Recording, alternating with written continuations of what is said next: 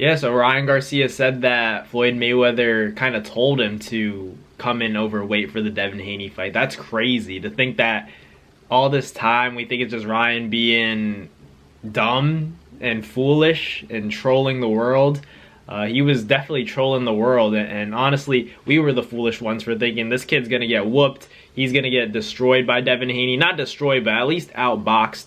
And you know, I was expecting Devin Haney to kind of put on a masterclass. I never saw Devin Haney stopping Ryan, but I was like, yeah, he should beat him in a decision. But boy, was I wrong. Boy, was a lot of the world wrong. We thought Devin would have a pretty easy time, but obviously he didn't. And it's interesting that, you know, Floyd Mayweather's in the ear of Ryan Garcia telling him to miss weight, and apparently Floyd said that it's fine, just miss weight, miss by 3 pounds, it doesn't matter, it's somewhat close, so you know they can't hate too hard, but go in there overweight, because Ryan Garcia knew that he couldn't do the same thing that he did against Tank. He couldn't make, you know, 140, he couldn't even, let alone make like a catch weight like 136. So he decided, let me take this lesson I learned from the Tank fight, and I'm you know, showing the Devin fight why I'm the real deal. You know, I'm done sacrificing myself, depleting myself for the greater good of boxing, because, you know, now I need to be a little bit selfish. So he gave the boxing fans what we wanted in a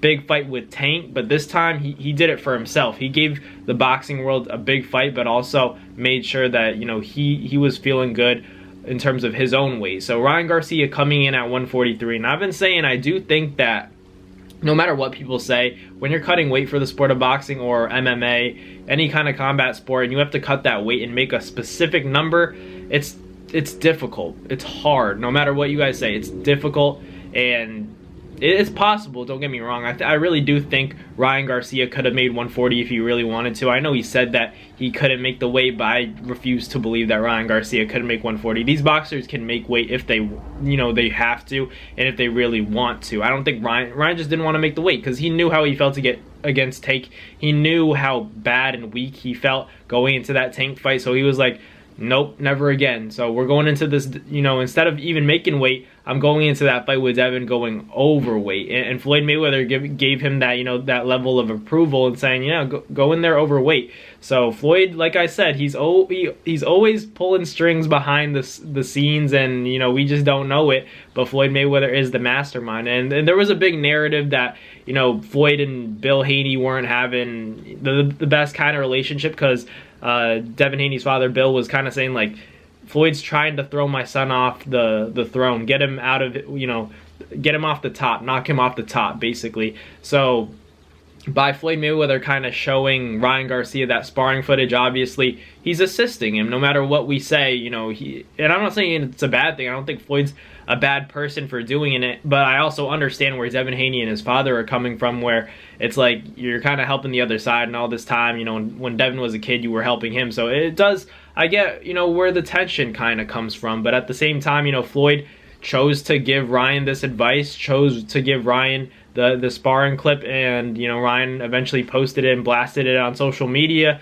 plastered it everywhere. But ultimately, like, the outcome was the outcome. Devin Haney is a great fighter, but I do think that there was a level of him that, you know, he was beat psychologically already, you know, mentally going into that fight, and once he felt that power in the first round, it was over. And I think, you know, if Ryan Garcia doesn't crack Devin in the first round, I think it might be a different fight. Devin might still be that top guy. He might have not taken his first loss, but at the end of the day, when you're a fighter, no matter how good you are, and Devin's a great fighter. Devin's a great fighter. I don't think he's a good fighter. I think he's a great fighter. But at the end of the day, when you taste power so early in a fight, and you know you got 11 more rounds to go through, you can't help but be gun shy. And I think that's what happened to Devin Haney. And I think, you know, to an extent, Floyd kind of knew it, because you have to remember, Floyd, in that famous sparring footage, Floyd put Devin, and then Broner brought Tank. That's how it works. So Floyd was saying, you know, this is my guy, and then Broner was saying, well, this is my guy, and Broner's guy was Tank.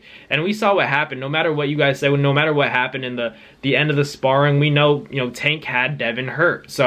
So you got to remember, even if Devin had success later, if this is a professional fight, you know, Tank probably would have won that. I'm not saying sparring matters, because I'm giving all the credit in the world to Ryan Garcia for being the first person to ever dethrone and beat Devin Haney, giving him his first loss ever.